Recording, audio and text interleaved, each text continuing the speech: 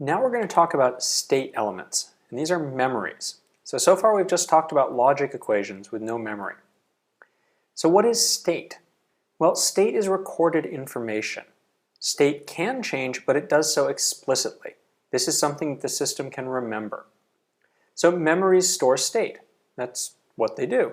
The output only changes when you update the data. So if you have a memory, there's a value in it, it stays there until you change it. What we've looked at before, this combinational logic, so we looked at gates like this here on the left, this is stateless. The output of this logic changes instantly, or almost instantly, when the input changes. So this is a difference between state and combinational logic. So think about the truth tables we looked at.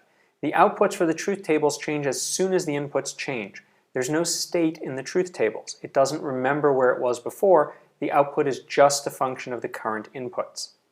So in order to build anything useful, you need both combinational logic to calculate new things, and you need state to record what you're doing and where you are. So let's take a look at an example of this, and the example we're going to use is how to build a counter. So a counter, what does that do? Well, it just counts. How are we going to build it? We want something that will count, in this case 0, 1, 2, 3, 4, and we want it to increment every time you get a clock signal. So when there's an explicit change. So this is why it's not going to change automatically, it's just going to change when it gets this update clock signal.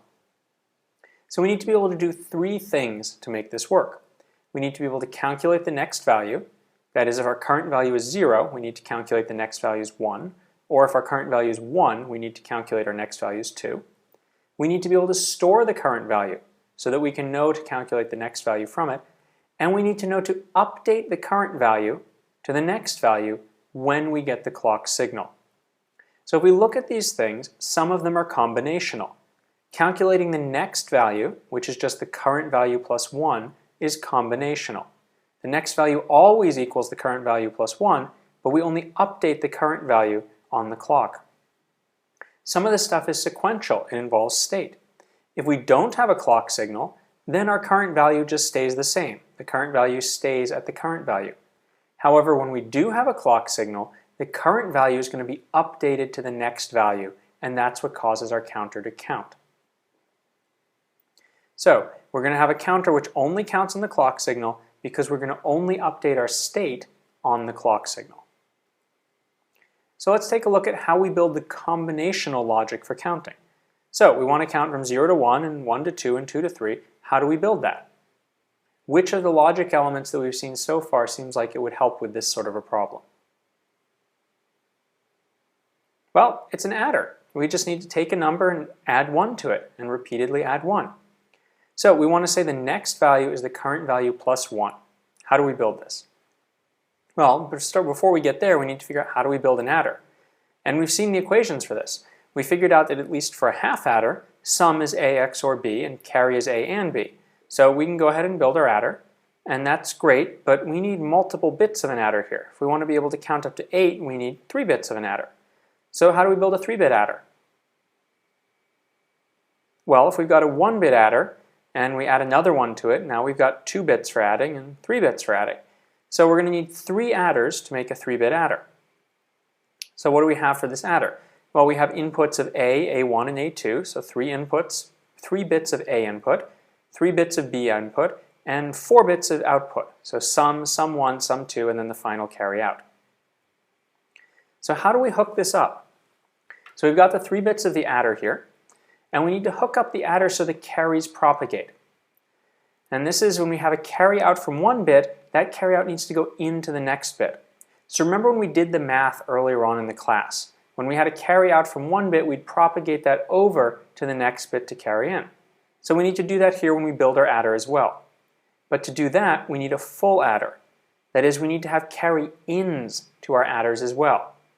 So a full adder has a carry-in and A and B and generates a sum and a carry-out. So we need to convert these to full adders, which means they'll all have carry-ins, and now we need to hook them up. So we take the carry-out from the first bit and put it into the second bit, and the carry-out from the second bit and put it into the third bit. Now we have a ripple carry adder. The carries are going to ripple through our adder from the bottom to the top. And of course, the input to the first carry is going to be 0 because we don't want to add extra values to our carry. I'll give you a hint here for the lab. This input is 0 for adding, but what would the input here if I wanted to do subtraction with 2's complement? Remember what we talked about how you do subtraction in 2's complement and what you needed to add in for that. So let's go ahead and test our adder. We're going to try adding 2 plus 3 and we should get 5.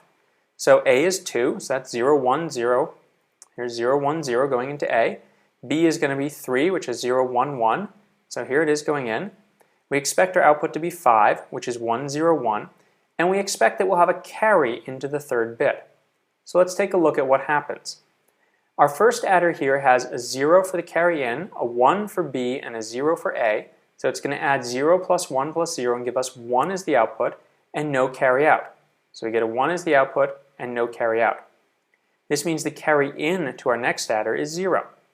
So for the next adder, we're going to add a sum. Our sum is going to be 1 plus 1, A is 1, B is 1, plus 0 because we have no carry in, and that's going to give us a sum of 0 and a carry out of 1. So a sum of 0 and a carry out of 1. So now we are propagating a carry out from the second adder to the third adder. When we go to do the third adder, we now have A and B being 0, but we have a carry in that we add. We add them together, we get a sum of 1 out and a carry out of 0. So what did we get? Well, we got what we expected. We got 1, 0, 1 as our output from adding these together, and you can see we had one carry that was propagated through our adder.